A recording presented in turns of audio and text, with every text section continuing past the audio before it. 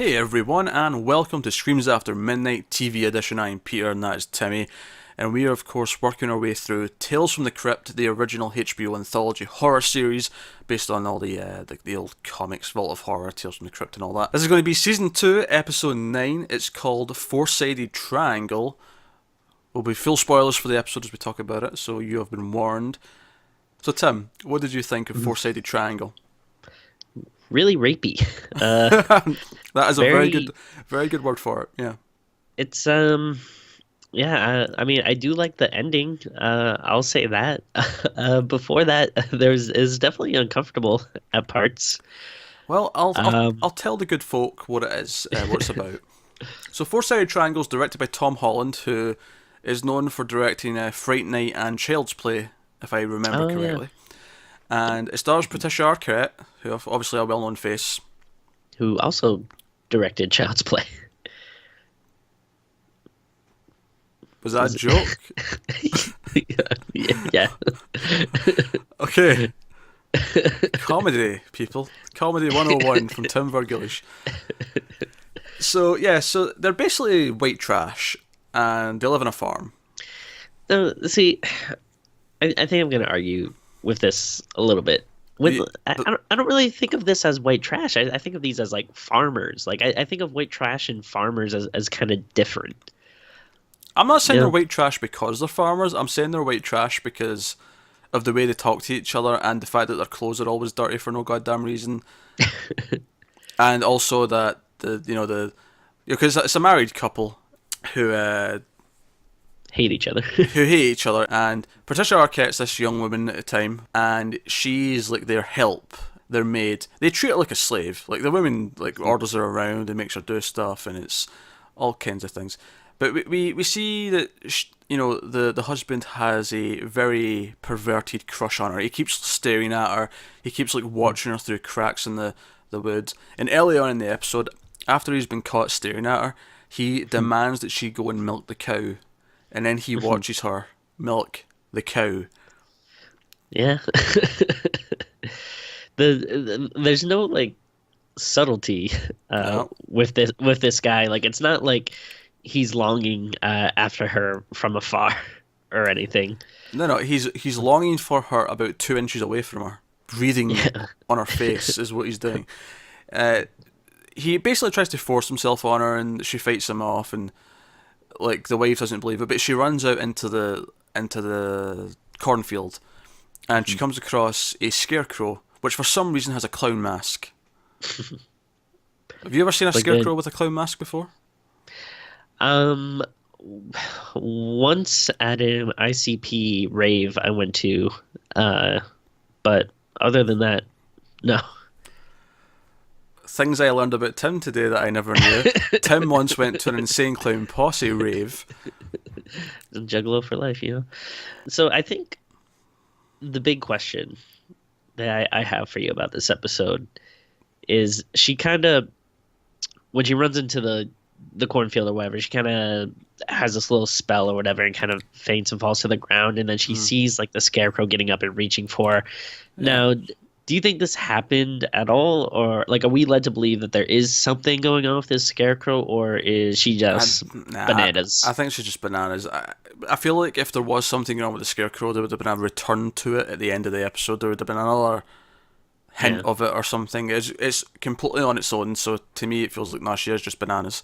And she falls in love with the scarecrow and keeps referring to it as her man. And she keeps saying these weird things like, "Oh, one day he'll make love to me." I know it. Yeah.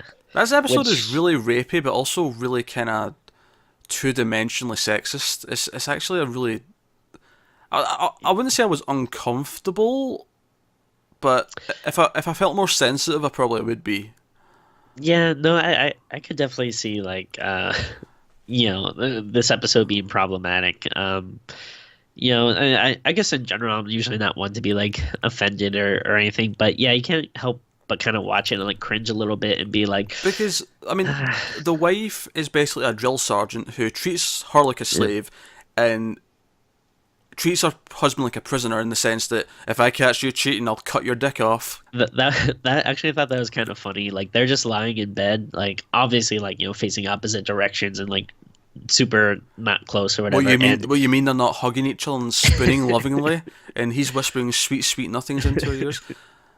well, what I like about it is like she says like, "Hey, whatever his name is, I forget, but like, hey, and it sounds like very sweet, like the kind of thing like late at night you would say to your partner. You'd be like, hey, just let you know I love you, good night, or whatever. Like it kind of sounds like she's starting to say something like that, but she's like, hey, you know what I would do if I ever caught you cheating, right? It's just like, like she's just like really like enforcing it, like, yeah, I'd cut your dick off. Yeah, and he keeps trying. He goes out and watches her, and he sees that she's like in love with the scarecrow, and that's what she's doing. So then the next night, she goes out to meet the scarecrow again, and we clearly see what's going on here. He's dressed up as a scarecrow. He's put the mask on. He's put the outfit on, and he starts. She specifically says, I believe, like tonight, like I'm gonna. Well, she said like tonight I'm gonna make love to him finally, or something like that. That he was kind of like, oh, like this is my cue. Yeah, she dresses differently, thinking she'll impress the scarecrow, and he dresses up as a scarecrow, and they start making out, and it's going places.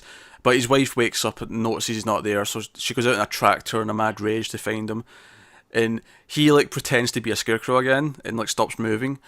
And the twist, or I say twist, but the big ending is that she stabs him with a rake to prove to Mary Jo, which is Patricia Arquette's character, that he's really just a scarecrow. I'd call it a pitchfork. Do you call that a rake?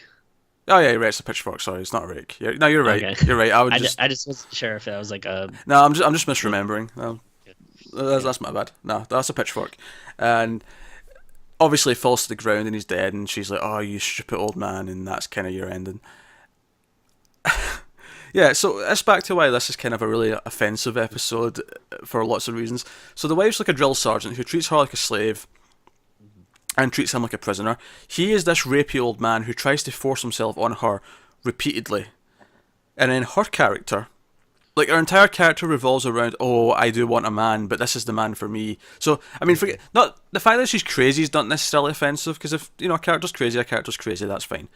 But the fact that it all revolves around, oh no, I do have a man, and this is the man, and like that's all she wants to be complete. Like, everything about it just feels really poor taste.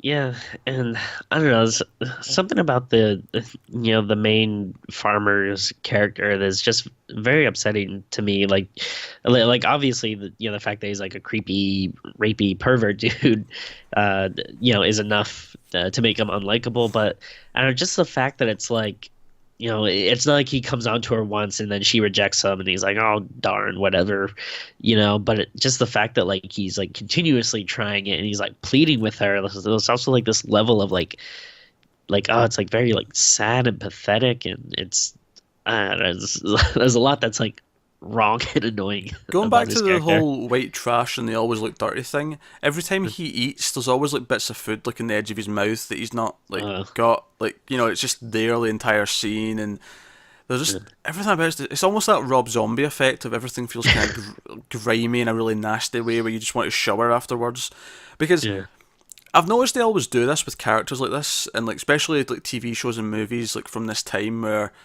they're always, and don't get me wrong, like a farmer who's been out working all day, yeah, sure, his clothes would be dirty. He's in his overalls. That's kind of the point.